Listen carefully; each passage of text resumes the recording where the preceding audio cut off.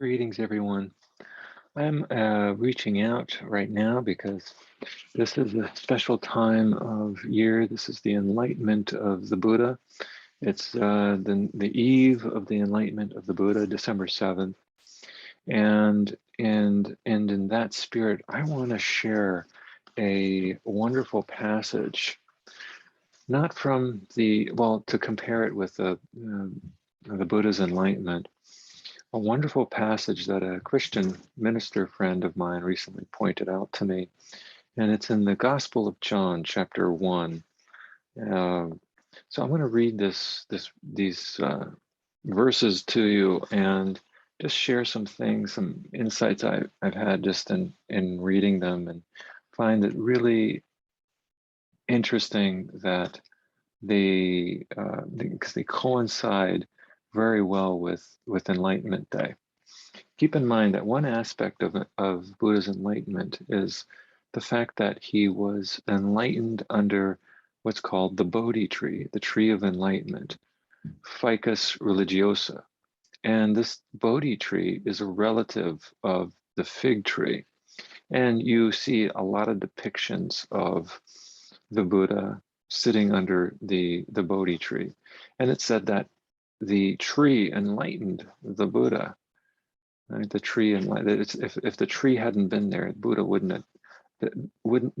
not have attained his enlightenment without that tree, but without all of the support from the environment that he was living in at that time. All of that supported his practice.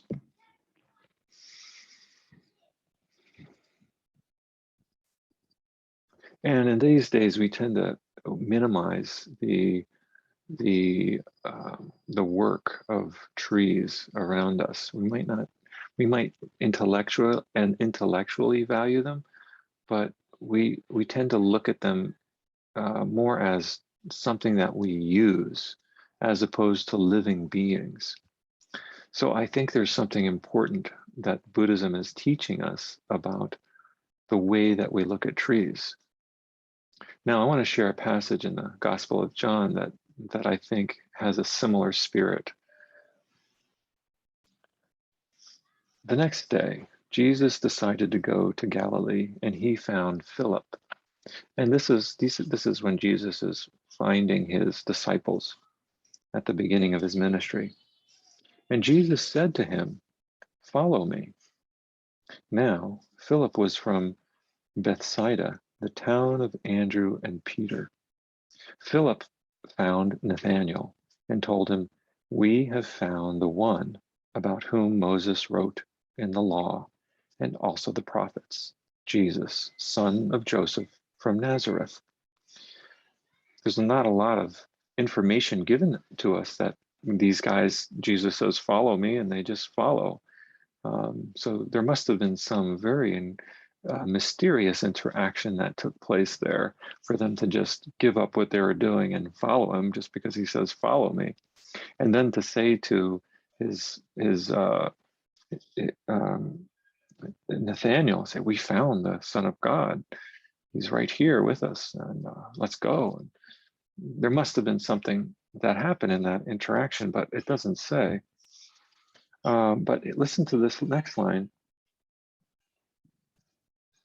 But Nathanael said to Philip, "Can anything good come from Nazareth?" It's talking about the people of Nazareth, right? Jesus from Nazareth? Ooh, it's like, can anything good come from the people of Boone, right? The city next to Ames. Well, Philip said to him, "Come and see, check it out for yourself." By the way, that I didn't intend to speak on this, but that's a very Buddhist comment there. Come and see, check out the practice for yourself. If you find that it is healing or helpful in some way, then do it. If you find that it's not, then don't. So you got to see for yourself. You've got to see for yourself about practice. Come and see. Jesus saw Nathanael coming toward him and said to him, "Here is a true Israelite. There is no duplicity in him." Jesus gives him this very wow, he has high respect for Nathanael. He says there's no duplicity in him. And Nathaniel says to Jesus, how do you know me? How do you know me? Like Nathaniel's testing him, and he wants to know, like, you're from Nazareth of all places. You're from Boone, or you're from. I don't know if my mind's going blank. You're from Nazareth. What do you know? Jesus answered and said to him, before Philip called you, I saw you under the fig tree. Remember, the Bodhi tree is also a kind of fig tree. I saw you under the fig tree. Jesus noticed Nathaniel under the fig tree. It doesn't say whether he was standing or sitting. We don't know. But why would he say something like that? And then the response of Nathaniel, he does a 180-degree reversal. He says, Rabbi, you are the Son of God. You are the King of Israel. Nathaniel first thought he was just this like bum from Nazareth, and now he's saying, you're the Son of God, just because Jesus recognized that he was under the fig tree. So what did Jesus see? And what was Nathaniel doing under that fig tree?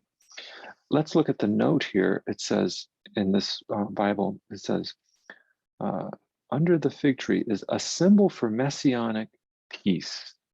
The fig tree, or under the fig tree, is a symbol of messianic peace. The Messiah is the anointed one to bring in the age of peace. And I just find it so interesting. The Buddha was enlightened under a fig tree. And here is another example of a fig tree. I mean, this is just, I think this is more than coincidental.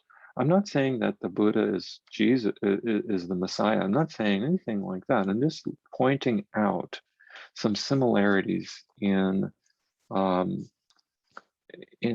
way that the natural world of trees can bring us to a deeper relationship with God, if you are so called in that direction, use that language of God, brings us into a deeper relationship with God, or a deeper relationship with the Buddha, or a deeper relationship with that which is deep and meaningful to us, that gives us a sense of purpose in life. And the natural world,